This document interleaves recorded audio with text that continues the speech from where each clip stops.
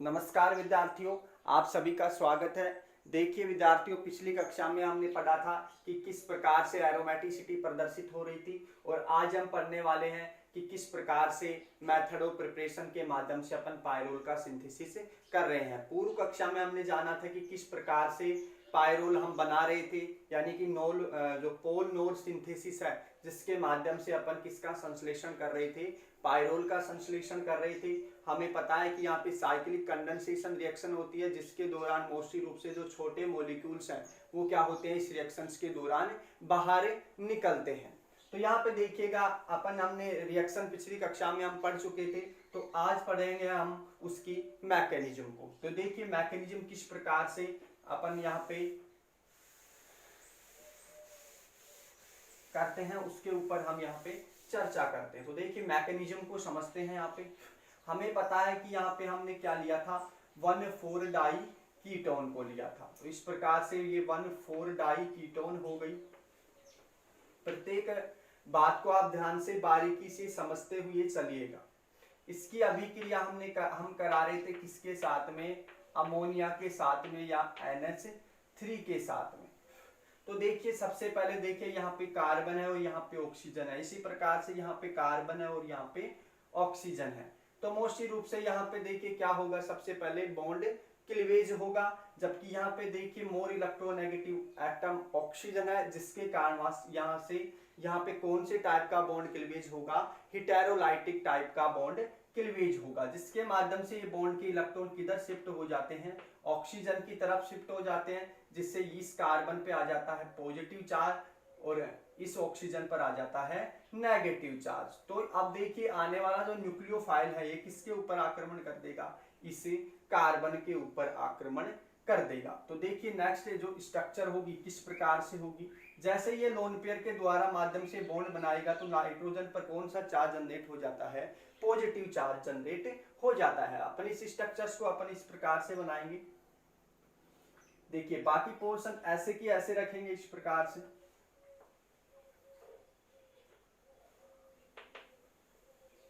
इस ऑक्सीजन पर क्या आ गया भाई, नेगेटिव चार्ज आ गया है, इसको हमने शो कर दिया है। इसके बाद में देखिए ये जो नाइट्रोजन है,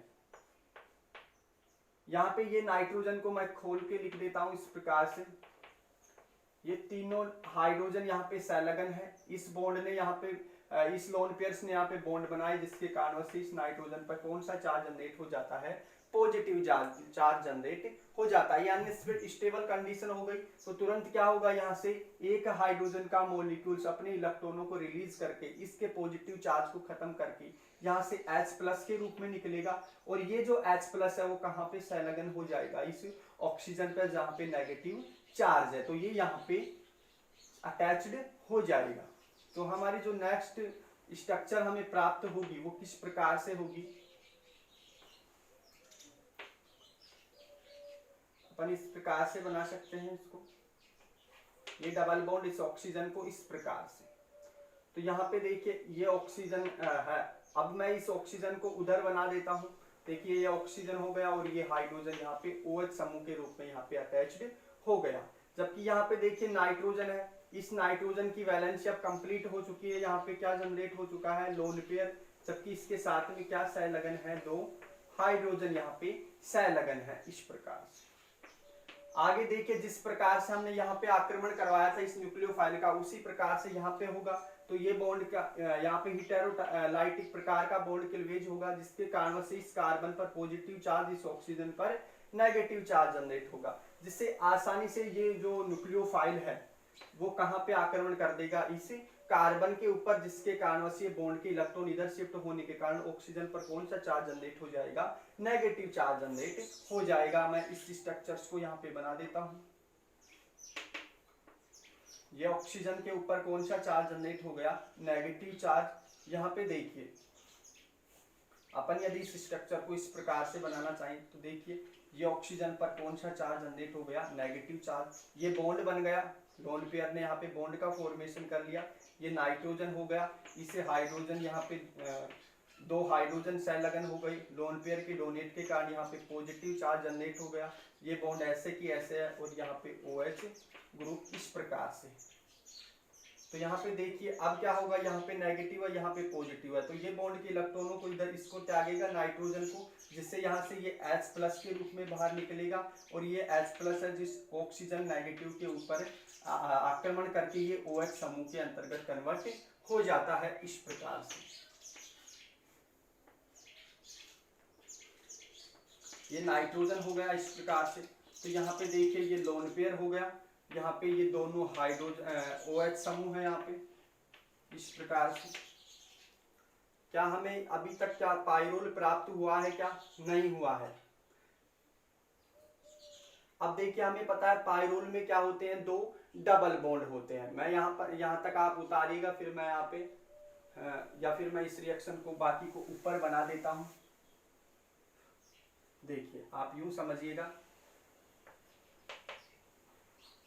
अब देखिए इस कंपाउंड को देखिएगा आप, तो यहाँ पे आपको देखिए दो हाइड्रोजन नजर आ रहे होंगे इस प्रकार से, क्योंकि हम यहाँ पे बॉन्ड लाइन नोटेशन के द्वारा इनको शो किया गया है। यहाँ पे भी हाइड्रोजन है, तो मोस्टली रूप से हाइड्रोजन क्या करेगा, यहाँ पे अपने इलेक्ट्रॉनों को डोनेट करके जाएगा, यानी कि ये किस प्रकार से निकलेगा, यहाँ पे H+ के रूप में निकलेगा, और यहाँ से ये ऑक्सीजन मोर इलेक्ट्रोनेगेटिव एटम है, यहाँ से ये इलेक्ट्रॉनों को अपनी ओर खींच के लेके जाएगा और यहाँ पे पॉजिटिव चार्ज जनरेट कर जाएगा और OH- के रूप में यहाँ से बाहर निकल जाएगा। जबकि यहाँ पे ये है जो कौन से चार्ज जनरेट करके जाएगा, कार्बन पर नेगेटिव चार्ज जनरेट करके जाएगा, तो H+ के रूप में निकल रहा है। इसी प्रकार से यहाँ पे भी, तो यहाँ पे भी देखिए इलेक्ट्रॉनों को डोनेट करके जाएगा और H+ के रूप में बाहर निकलेगा। इसी प्रकार से ये दो OH समूह ये इलेक्ट्रॉनों को अपनी ओर खींच के बाहर निकलेगा, ये OH- के रूप में निकलेगा। इस प्रकार से अपन देख पा रहे हैं ये एक H और एक OH आयन इस प्रकार से यहाँ पे निकल पा रहे हैं, ये H है और एक ये OH आयन इस प्रकार से निकल रहा है। तो यहाँ पे मैं कह सकता हूँ यहाँ पे दो वाटर के मॉलिक्यूल हैं, यानी कि 2H2O यहाँ पे बाहर निकाल देंगे, जिसके कारण से देखिए ये पॉजिटिव ये नेगेटिव और ये पॉजिटिव चार्ज, ये दोनों मिलकर एक प्रकार से बॉन्ड का फॉर्मेशन कर लेंगे। यहाँ पे ये नेगेटिव और ये पॉजिटिव, ये दोनों मिलकर एक बॉन्ड का फॉर्मेशन कर लेंगे। इस प्रकार से हमें क्या प्राप्त हो जाती है भाई, पाइरोल हमें प्राप्त हो जाती है इस प्रकार से। ये हमें क्या प्राप्त हो गई, पाइरोल प्राप्त हो गई, या अपन कह सकते हैं कि साथ में क्या ये बाहर निकल गया, मैं इधर लिख देता हूं 2H2O। तो हमने पूर्व रिएक्शन के दौरान भी यही देखा था कि किस प्रकार से इस कंडेंसेशन रिएक्शंस के दौरान इन छोटे मॉलिक्यूल्स को बाहर निकालकर अपन किसका फॉर्मेशन करते हैं, 1,4-डाई कीटोन से पाइरोल का फॉर्मेशन कर सकते हैं। एक बार मैं दोबारा से रिपीट करा देता हूं इस रिएक्शन मैकेनिज्म को। ये हमने 1,4-डाई कीटोन्स लिया था, यहाँ पे हेटेरोलाइटिक बॉन्ड क्लीवेज हुआ, नाइट्रोजन ने क्या किया, यहाँ पे आक्रमण किया, जिसके कारण से बॉन्ड के इलेक्ट्रॉन ऑक्सीजन की तरफ शिफ्ट हुए। तो हमारे पास में ये जो कंपाउंड है ये प्राप्त हुआ। यहाँ पे नाइट्रोजन पे पॉजिटिव चार्ज, इसलिए यहाँ से हाइड्रोजन बाहर निकल गया। ये H+ है, ये OH- के साथ में ये H+ है जो ऑक्सीजन माइनस के साथ में अभिक्रिया करके OH आयन बना दिया यहाँ पे। अब देखिए यहाँ पे दोबारा से यहाँ पे हेटेरोलाइटिक बॉन्ड क्लीवेज हुआ, जिसके माध्यम से इस लोन पेयर ने यहाँ पे आक्रमण किया इस कार्बन के ऊपर, जिसके कारण से ऑक्सीजन पर यहाँ पे माइनस चार्ज जनरेट हुआ। फिर देखिए यहाँ पे नाइट्रोजन पे फिर से पॉजिटिव चार्ज जनरेट होने के कारण अनस्टेबल कंडीशन हो गई, जिसके कारण से यहाँ पे हाइड्रोजन अपने इलेक्ट्रॉनों को त्यागकर इसको सेटिस्फाई करके यहाँ से निकल जाता है और OH- के साथ में जुड़ जाता है। इस प्रकार से यहाँ पे हमने देखी इस प्रोसेस को समझा कि किस प्रकार से हम वाटर के इस मॉलिक्यूल्स को बाहर निकाल सकते हैं। तो यहाँ पे देखिए यहाँ से दो वाटर के मॉलिक्यूल हमने बाहर निकाले हैं, जिसके माध्यम से पाइरोल का सिंथेसिस हो गया। तो हमारी यहाँ पे रिएक्शन यहाँ से स्टार्ट है, यहाँ से स्टार्ट है और यहाँ पे हमें एंड होता है इस रिएक्शन मैकेनिज्म का। आपको जैसा उचित लगे उस प्रकार से आप इसको उतार सकते हैं। आज के लिए इतना ही, आगे देखेंगे कि किस प्रकार से अपन पाइरोल का और भी विभिन्न प्रकार से अपन क्या कर सकते हैं, सिंथेसिस कर सकते हैं। इन रिएक्शंस को आप क्या कीजिएगा, कॉपी लीजिएगा और एक पेन लीजिएगा, जिसके माध्यम से अपन क्या कर सकते हैं, इन रिएक्शंस को दोबारा से बिना देखे आप अपनी कॉपी में उतारिएगा, जिससे आपको समझने में आसानी रहे। यदि मैकेनिज्म करके आप कॉपी में आते हो या एग्जाम कॉपी में मैकेनिज्म करके आते हो तो आपको इतनी थ्योरी लिखने की आवश्यकता नहीं है रिएक्शन के दौरान, क्योंकि ये मैकेनिज्म है, ये प्रोसेस होता है कि कोई रिएक्शन किस प्रकार से हुई है या कितने पदों में हुई है, उस बात को हम यहाँ पे समझा रहे हैं। और यदि मैं बात करूँ रिएक्शन मैकेनिज्म की, तो देखिए रिएक्शन मैकेनिज्म के दौरान क्या क्या पद काम में लिए जाते हैं। मोस्टली रूप से जो यदि बात करूँ तो सबसे पहले बॉन्ड क्लीवेज किया जाता है।